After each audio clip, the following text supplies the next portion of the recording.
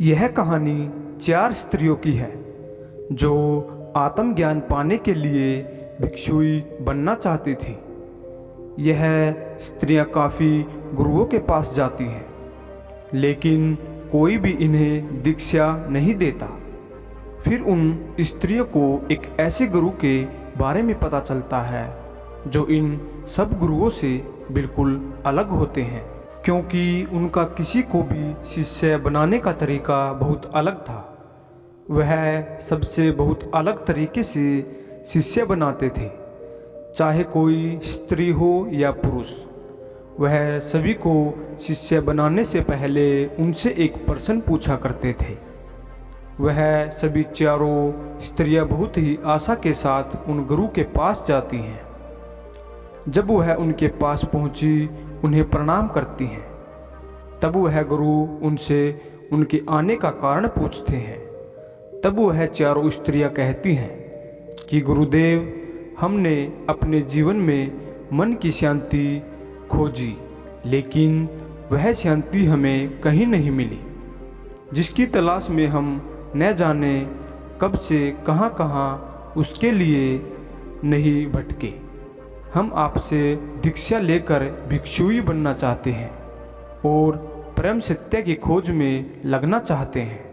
वह गुरु कहते हैं कि ठीक है, मैं तुम्हें दीक्षा दूंगा, लेकिन उसके लिए तुम्हें मेरे प्रश्न का उत्तर देना होगा। यदि तुम मेरे प्रश्न का उत्तर नहीं दे पाई हो तो मैं तुम्हें दीक्षा नहीं दूंगा। प्रश्न बहुत सरल है, क्या तुम तैयार हो? वह चारों स्त्रियां कहती है कि ठीक है गुरुदेव, हम तैयार हैं। वह गुरु कहते हैं कि ठीक है, फिर तुम चारों में से जो सबसे पहले उत्तर देना चाहती है वह यहाँ रुके, बाकी सब कुछ दूरी पर खड़े हो जाओ, ताकि वह न तो प्रश्न सुन सके और न ही उत्तर। वह स्त्री ऐसा ही करती हैं और वह अलग जाकर खड़ी हो जाती हैं। तब गुरु पहली स्त्री से प्रश्न करते हैं कि मान लो तुम एक नाव में हो जिसमें 20 पुरुष हैं और तुम अकेली स्त्री हो। वह नाव समुद्र में खो गई है, दूर दूर तक कोई किनारा नजर नहीं आ रहा है।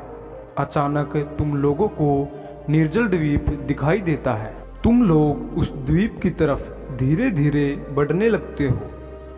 तुम यह बात जानती हो कि उस नाव में 20 पुरुष हैं और तुम अकेली स्त्री हो, और अब तुम यह सोच रही हो कि उस निर्जल द्वीप पर पहुंचने के बाद तुम्हारे साथ क्या होगा। तब वह गुरु उस स्त्री से पूछते हैं कि तुम बताओ, उस परिस्थिति में तुम क्या करोगी? तभी वह स्त्री कहती है कि मैं ऐसी परिस्थिति में अपनी इज्जत बचाने के लिए समुद्र में छलांग लगा दूंगी, अपनी जान दे दूंगी। शायद आप में से भी कुछ को उस स्त्री का उत्तर सही लगा होगा, लेकिन वह गुरुदेव उस स्त्री से कहते हैं कि तुम अब जा सकती हो, तुम्हारा उत्तर गलत है।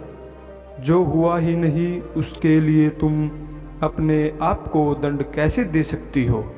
उस स्त्री ने तो यह उत्तर बहुत सोच समझ कर दिया था, लेकिन गुरु कहते हैं कि यह उत्तर गलत है और वह स्त्री बहुत ही निराश होकर चली जाती है।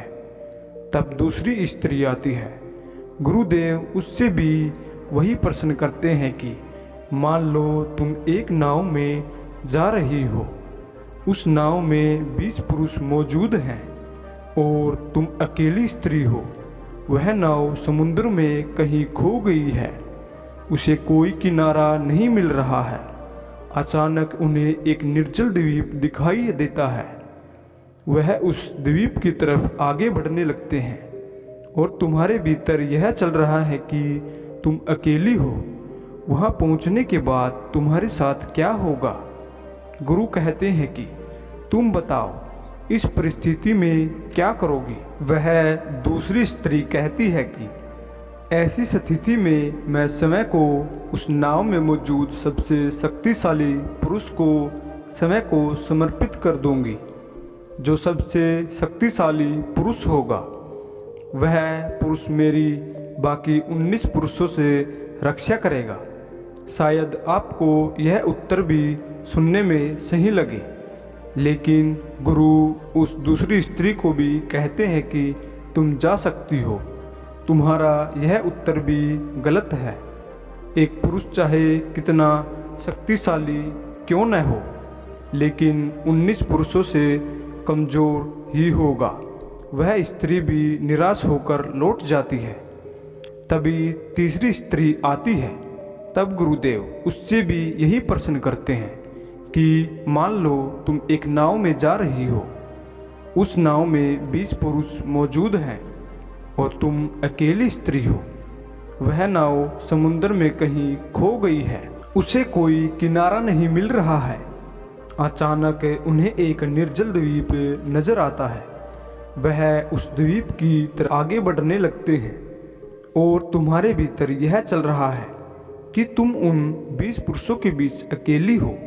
वहां पहुंचने के बाद तुम्हारे साथ क्या होगा? गुरु कहते हैं कि तुम बताओ, तुम इस परिस्थिति में क्या करोगी?